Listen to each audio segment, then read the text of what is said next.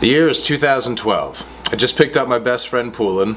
We trippin', man! And we headed to Big Y, a local grocery chain, to pick up an Invincible sandwich pictured here. We then proceeded next door to the package store to pick up a big old box of beer. We then retreated from there to the house that I grew up in. Now, the house that I grew up in, we converted our garage into more of like a living room type situation. It was the middle of the summer, and instead of going swimming and going out and doing things like normal people do, we decided, let's just get drunk, eat a big sandwich, and watch the Summer Olympics. We try to get together every Olympics from this point out because this actually started a long slew of inside jokes between Poolin and I. So we're scrolling through the channels watching the Olympics, and this is back before Peacock, so you couldn't just, I want to watch blimp, and it was just on. You actually had to scroll through channels and hope an event you wanted to see was just being broadcast on cable. It was during this scrolling that me and Poolin came across something neither of us had ever seen before. This weird sport that seemed like a mix between basketball and soccer and hockey, because we'd never seen it before. So our brains are looking for anything that's similar to stuff that we know. We were like blown away by this game, and it made no sense to us because there was weird fouls and weird throw-ins, and it just looked like very strange. So then I got together a bunch of information, I compiled it, I researched the game, I boiled it down, and yeah, it's literally just soccer mixed with hockey mixed with basketball. This is cool stuff. Quickly, cue the music!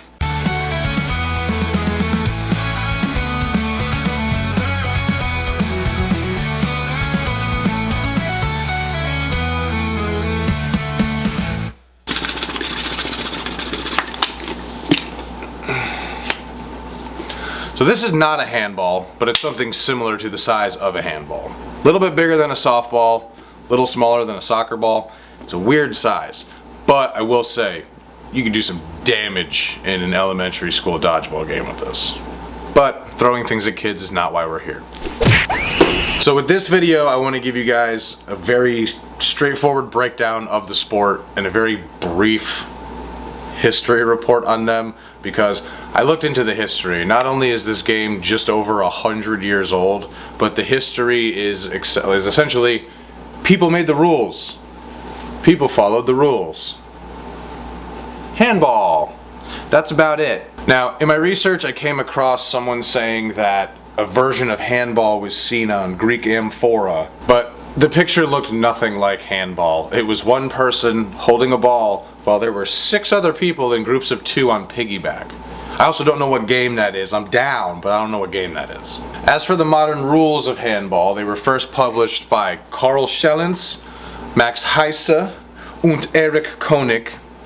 And in 1936 at the Berlin Olympics, handball makes its debut, being played outside instead of inside, because modern handball is mostly played indoors. You can play outdoors, it just seems like an easy way to lose a ball though. Imagine playing outdoor basketball, but instead of shooting at the net like a normal basketball shot, your friends are now fastballing it while jumping in midair. You're gonna lose that shit so many times. It also seems that the sport didn't do great because it wasn't played again in the Olympics until 1972 when it went inside. Also, this is all just men's handball. Women's handball was included into the Olympics the following Summer Olympics in Munich in 1976. Yeah, that's essentially it in terms of the history of the sport. Like I said, make rules, it goes to the Olympics, people still follow rules. Alright, so now that we got a brief little history lesson, let's go over how this game actually works. So it's 2 teams of 7, 6 out-court guys, and then 1 goalkeeper. They head out onto a 131 by 66 foot court. I made those measurements into American for y'all. The game begins with what's called a throw-off. It's essentially a kickoff, but with hands. Handball. The court looks similar to a basketball court, almost matched with like a tennis court. There's some similarities. There is a 20-foot curved half circle around where the goalkeeper sits, and this is the area that the players have to shoot from outside of. The only player who's allowed inside of that line, at least touching the ground, is the goalie. The goalie is also the only person in the game who can touch the ball with their feet. It's like soccer, but evil.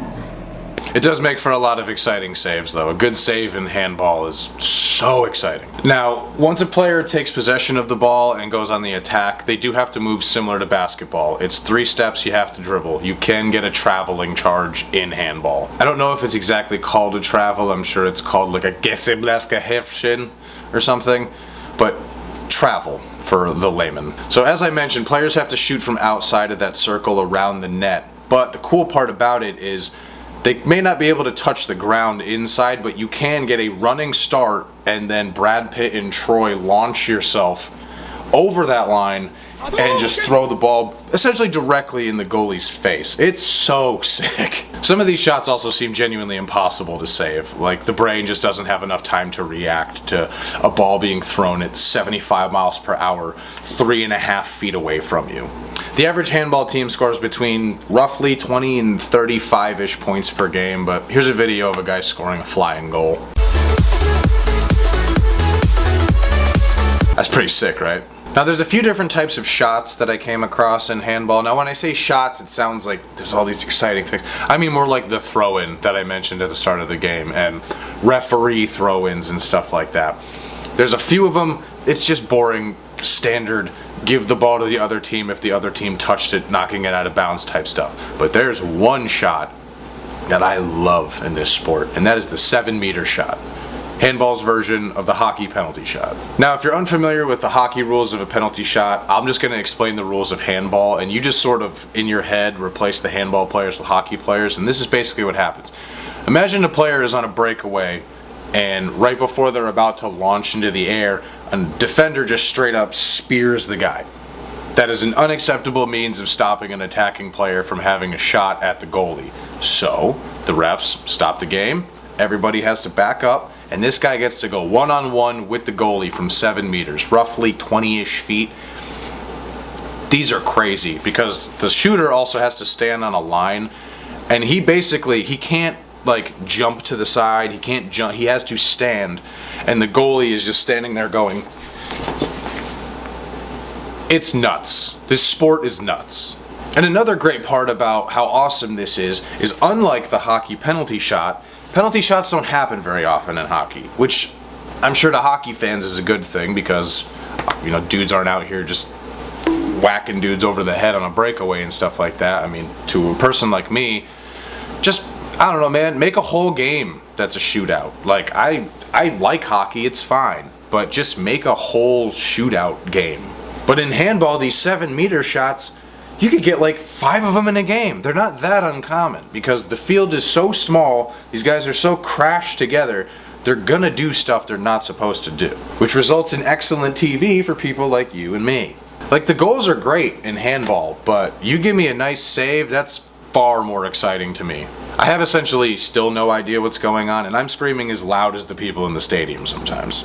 Now, sadly, handball hasn't really made the jump over the pond to America. There are some smaller federations, but handball is most popular in Europe, in Northern Africa, in South America, and Eastern Asia.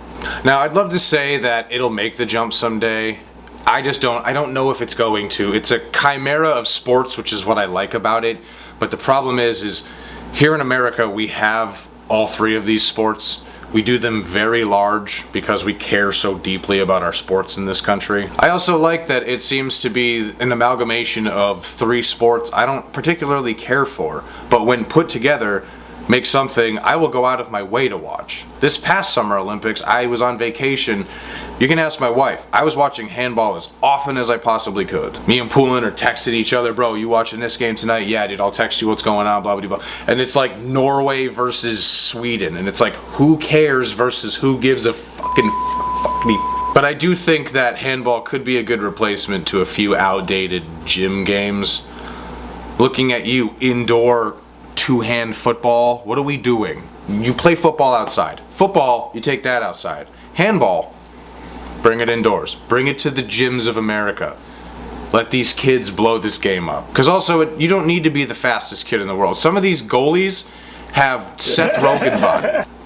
Just play the game, man. So there you have it, folks, my little rundown of the sport of handball. I suggest you get some homies and some wings and some beers. Just go on YouTube or Peacock. They should have the stuff from the previous Olympics. Just watch a couple games. Watch the championship game. Watch the 2 best teams from the Olympics play handball. It's the best possible version of it you're gonna get. And it might not rustle your jimmies at first, but if you just ride it out, give it at least until halftime. I'll say that much. You're going to see some cool shots, you're going to see some cool saves, and I think you're going to find a sport that makes you just a little bit more excited about the Olympics every 4 years. Thank you so very much for watching to the end of this video. If you liked what you saw, please make sure to hit that like button and subscribe. Yeah, I put out these videos. I'm going to do the 2-week format. I think 2 weeks is enough time to put out a video, start working on the next topic, research, edit, yada yada yada, and give you guys a product I feel good about. So 2 weeks for these. I will be putting out other videos. I can't guarantee when, but just know this is a bi-weekly show. So I will see you guys in 2 weeks with another interesting topic. Peace out.